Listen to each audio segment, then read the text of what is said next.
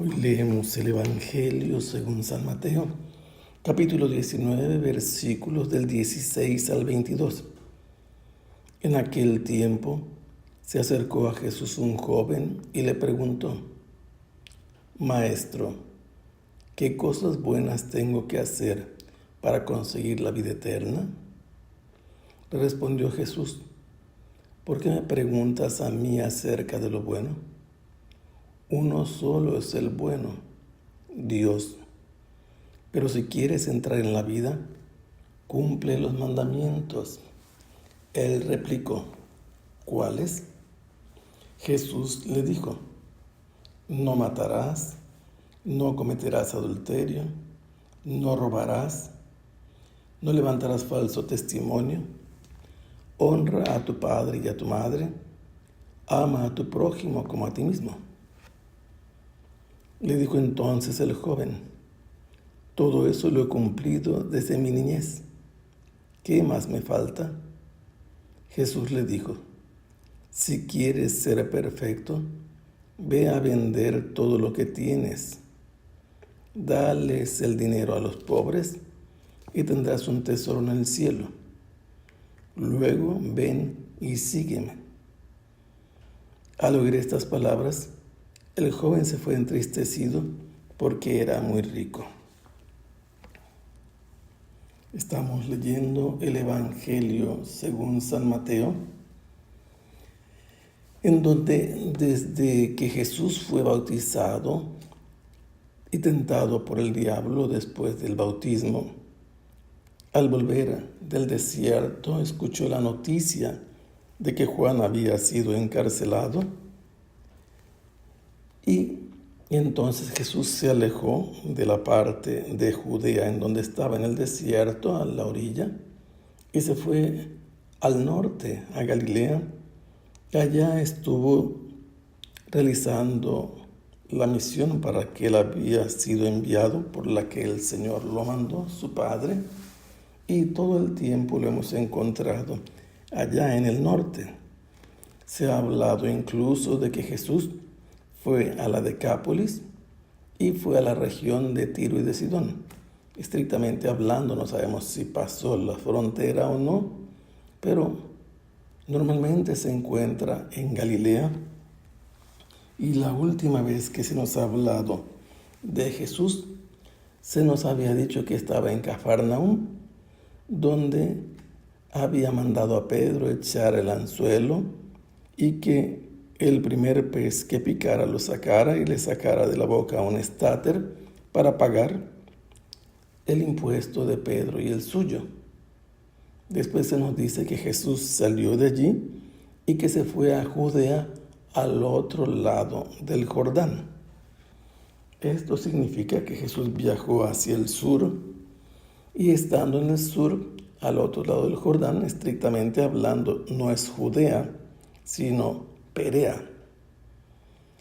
Allí Jesús ha sido abordado por algunos fariseos que lo interrogaron para ponerlo a prueba acerca del tema de la posibilidad, la permisión de que un hombre se divorcie de su mujer.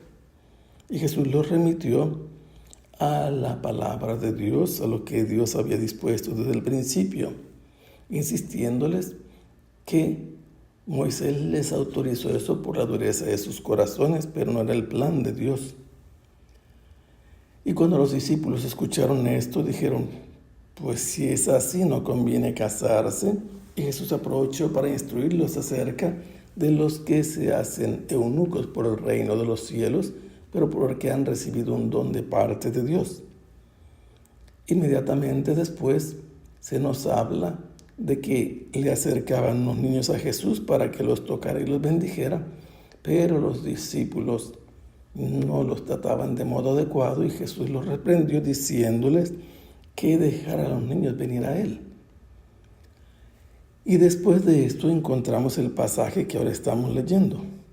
Jesús se encuentra en la región de Perea cuando de manera imprevista se acerca a Él un joven. Y este joven, que no se nos dice si era judío o pagano. No se nos dice si tenía aquí alguna otra cosa que lo identificara. Lo cierto es que podemos identificarlo leyendo los otros pasajes de los evangelios que son paralelos a este, y en uno se nos dice que era un joven, en otro se nos dice que era uno de los principales, incluso un experto en la ley. Y entonces, ¿qué sucede? Que este joven anónimo dirige un interrogante importante a Jesús, probablemente la pregunta más importante que se hace en el Evangelio de todo lo que le preguntan a Jesús. Y es una pregunta decisiva, necesario conocerla, para todos tiene utilidad, porque vivimos en tiempos de confusión. En primer lugar, este personaje es respetuoso, se dirige a Jesús denominándolo maestro. Es un título de respeto, pero nos dice que él ha escuchado que Jesús enseña y espera de él una enseñanza, y esta enseñanza es decisiva. Le pregunta, ¿qué cosas buenas tengo que hacer para conseguir la vida eterna? Estamos leyendo el Evangelio según San Mateo, y el evangelista San Mateo nos insiste con frecuencia que la vida del judío consiste en practicar los mandamientos, en vivir lo que Dios ha dispuesto, que es su voluntad, en lo que Él ha mandado. Y por lo tanto es necesario entender todo esto, porque vivimos en una época en que las sectas que anuncian un evangelio fácil, diferente al de Jesús, dicen que basta con creer a Jesús y aceptarlo en tu corazón, pero no es así. Este hombre está convencido de que debe hacer algo. No basta con creer en Jesús, que es un maestro y que enseña. Es necesario hacer cosas buenas. Y esto es importante porque Jesús lo dijo al final del Sermón de la Montaña. El que escuche estas palabras y las pone en práctica, el que hace lo que yo les he enseñado, es como un hombre que edifica sobre roca. Y también dijo Jesús, y en aquel día muchos me llamarán Señor, Señor, pero yo les diré, apártense de mí, porque no todo el que me llame Señor, Señor entrará al reino de los cielos, sino el que haga la voluntad de mi Padre. Y entonces tiene razón este joven al preguntarle qué cosas buenas debo hacer para conseguir la vida eterna. Por primer punto, Jesús aclara que el único bueno es Dios, porque era una costumbre de aprovechar cualquier oportunidad para alabar a Dios y reconocer su bondad. Y entonces Jesús le dice, ¿por qué me preguntas acerca de lo bueno? Lo que tiene que hacer son cosas buenas, y esto es para entrar a la vida eterna. Jesús le dice, si quieres entrar en la vida eterna, cumple los mandamientos. Y le menciona la parte segunda del decálogo, la que se refiere al prójimo, todo lo mandado en relación con él. Porque ya los judíos de por sí respetaban el nombre de Dios, santificaban las fiestas y lo ponían por encima de todo. Y este joven le responde que desde muy niño él ha cumplido todos estos mandamientos, que son cosas buenas mandadas por Dios.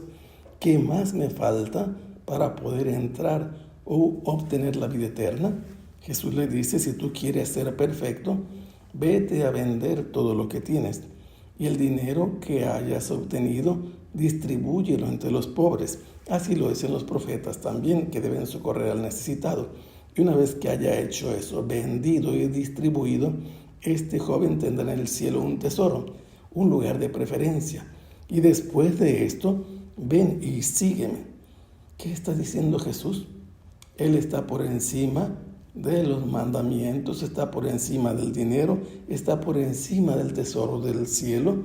Y seguir a Jesús es todavía mayor que ser perfecto y tener un tesoro en el cielo. Y cuando este joven escucha que Jesús le dice después, ven y sígueme, se llena de tristeza porque es un hombre muy rico, tiene muchos bienes y prefiere mantener su corazón apegado a los bienes que tener un lugar de preferencia en el cielo. Y por eso se aleja de allí, habiendo escuchado las palabras de Jesús, y Jesús va a dar una enseñanza sobre la riqueza. Que el Señor los bendiga. Hasta pronto. Sea alabado el Santísimo Sacramento.